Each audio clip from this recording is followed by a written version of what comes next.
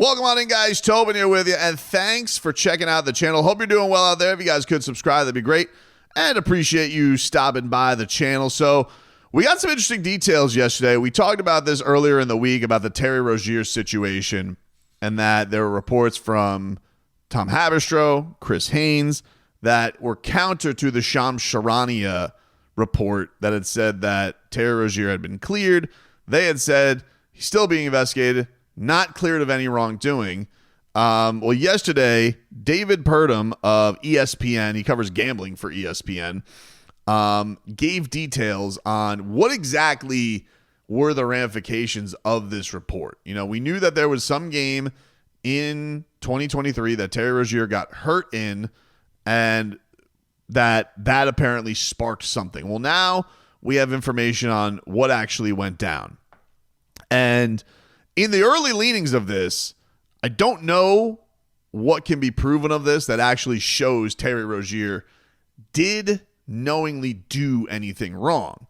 I don't know. Did somebody have insight? I think the bigger thing is, like, what did somebody know around Terry Rozier? Because the only way that this is a problem is that if we know that Terry Rozier did this intentionally to manipulate bets, which I don't know. I don't know. I don't know if that's going to come back inconclusive or what. But here was the piece from David Purdom. He said a professional bettor placed 30 wagers in 46 minutes, all involving Terry Rozier in a 2023 NBA game, according to documents obtained by ESPN that reveal new details about the suspicious betting that is under scrutiny by federal investigators. On the morning of March 23rd, 2023, a bettor in a sports book in Biloxi, Mississippi, placed a $13,759 bet on the unders of Terry Rozier's statistics in a game that night between the Charlotte Hornets and New Orleans Pelicans.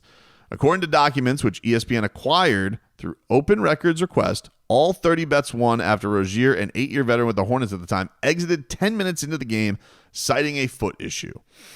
In all, at least 6 sports books in multiple states detected suspicious betting on Rozier props that day, with the bulk of the activity occurring in Louisiana and Mississippi, according to sources familiar with it, reported to the U.S. Integrity, a firm that monitors market betting abnormalities.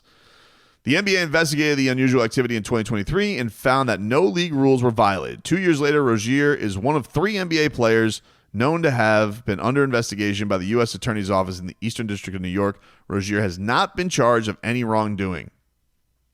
So it gives some, all right, so all of that, the only thing that really stands out in that, okay, the guy bet these bets the morning of a game.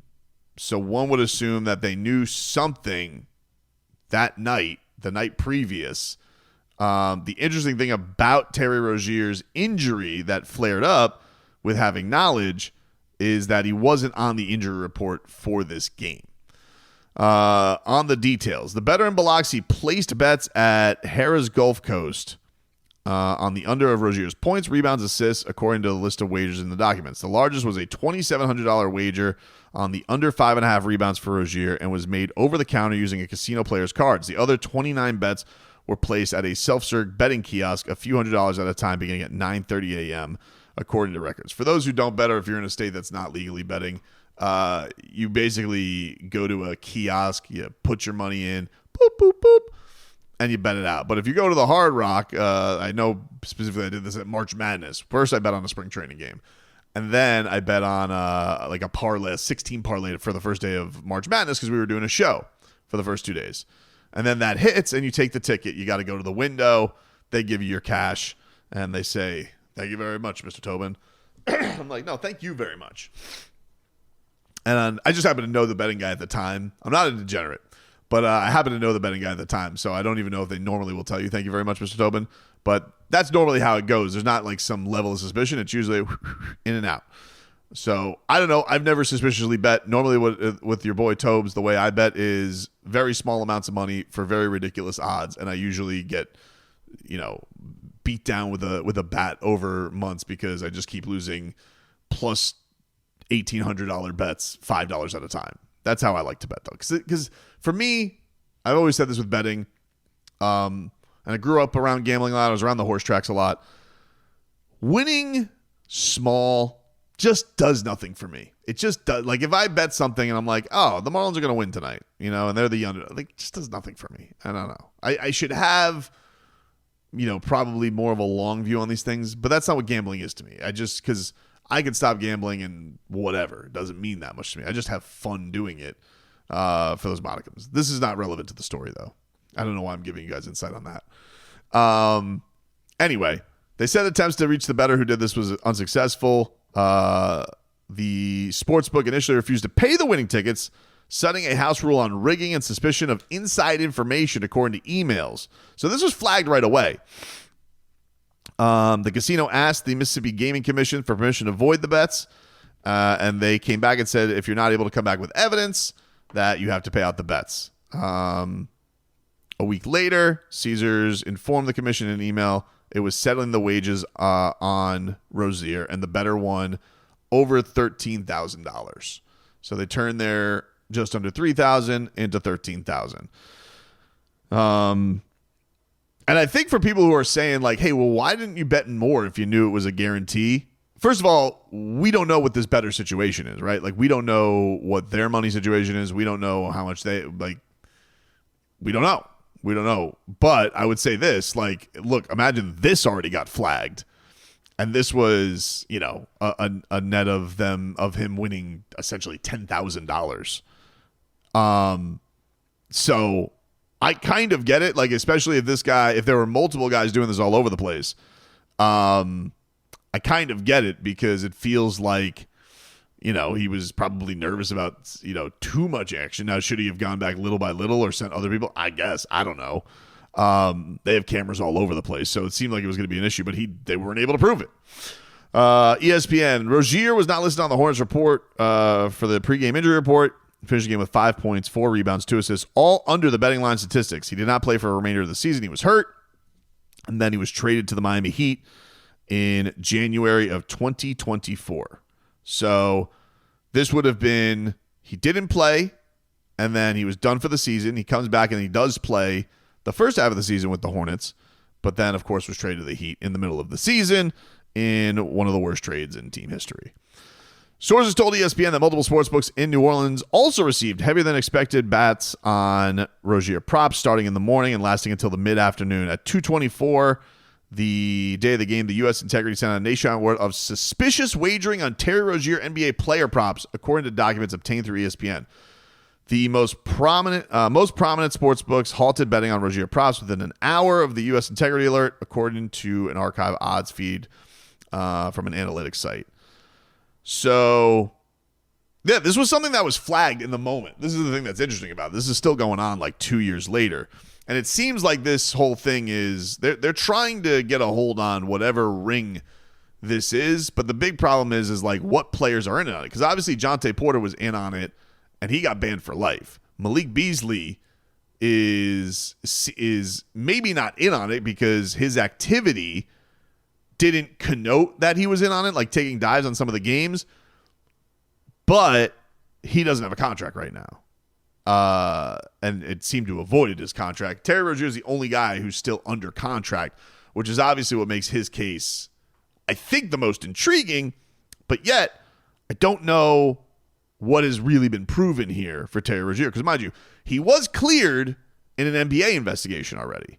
He was not, but he is not necessarily cleared to now at July 19th, a little before noon. He hasn't been cleared. So then you hear from Rozier's attorney in the piece, Jim Trusty. He said that while the federal inquiry remains ongoing, his client is not the target of the investigation. So that should be clear. It doesn't appear that Terry Rozier is the target of the investigation. And people who are looking for a void or people who are looking for a contract void, I don't know if that's going to happen just based on this. But it is his attorney. He's obviously going to say positive things about where his attorney's at, about where his client's at.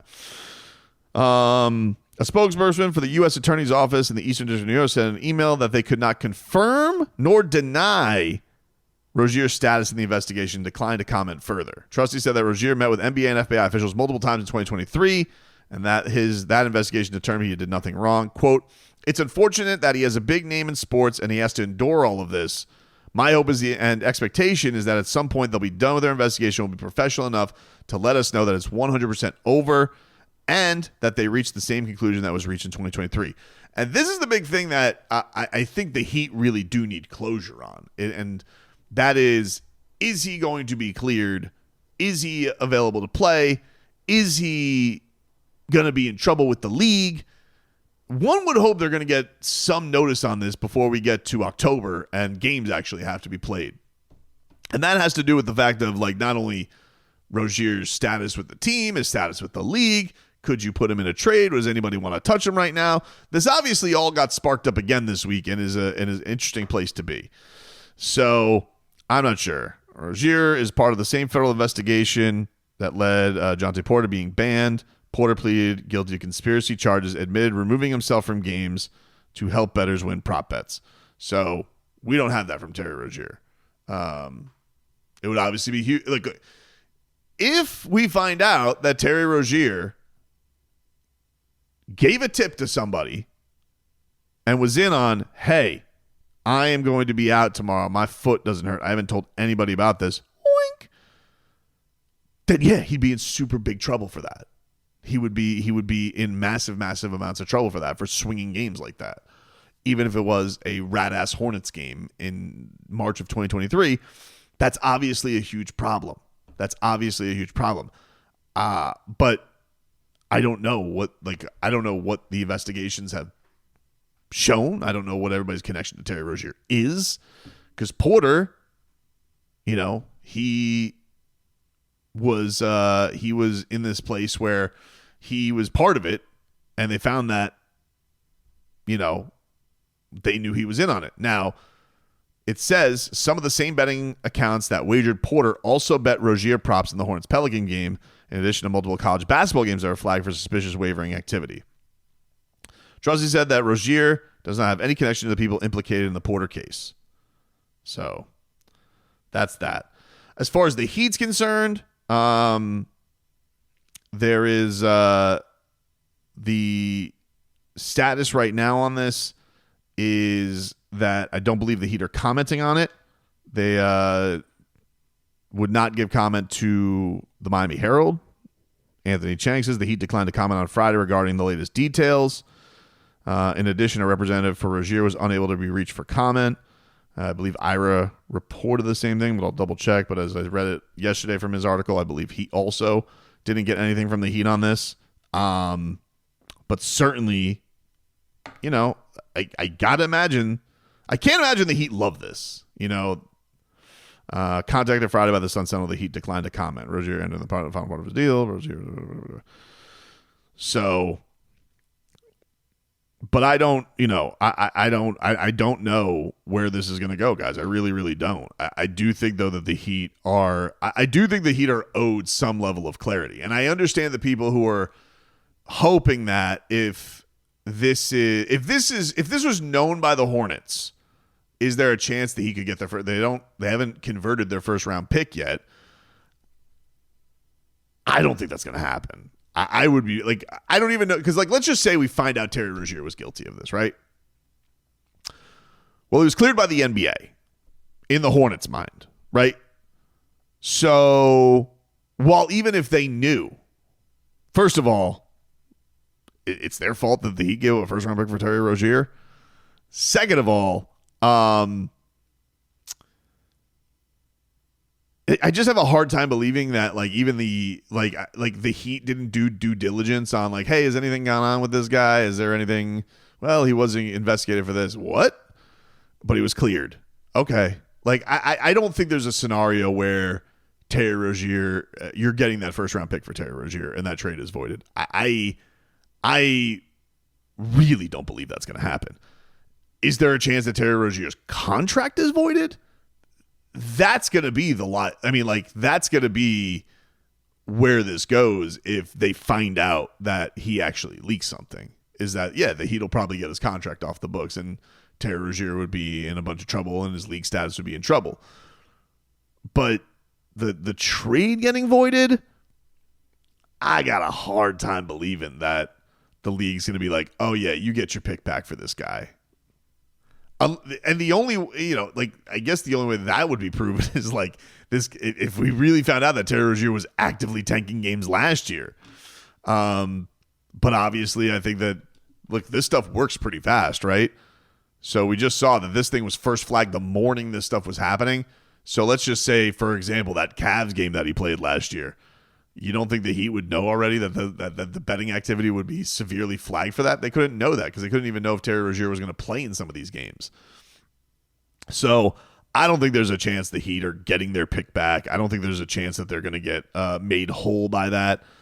If they find out that he did wrongdoing, okay, then I can see his contract getting wiped off, and the Heat, I guess, will be under all the thresholds they need to be under. But I don't know. I wouldn't get my hopes up on it. It doesn't. If I'm to take Rozier's attorney at his word, I don't think I'd get my hopes up on it because, to his point, he hasn't been cleared yet. If this was tied to the same case, they were the same accounts. One guy was able to get found guilty, but Rozier wasn't. So I don't know. It's an unfortunate thing. It does it does stink. Something about this stinks.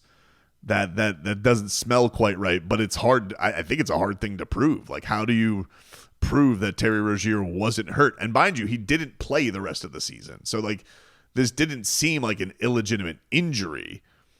It seems like it was a legitimate injury. It just would be a matter of, did Terry Rozier not tell the team, but told gamblers, and they took that and ran with it, or somebody in his circle, and then you would also have to prove that he was in on it.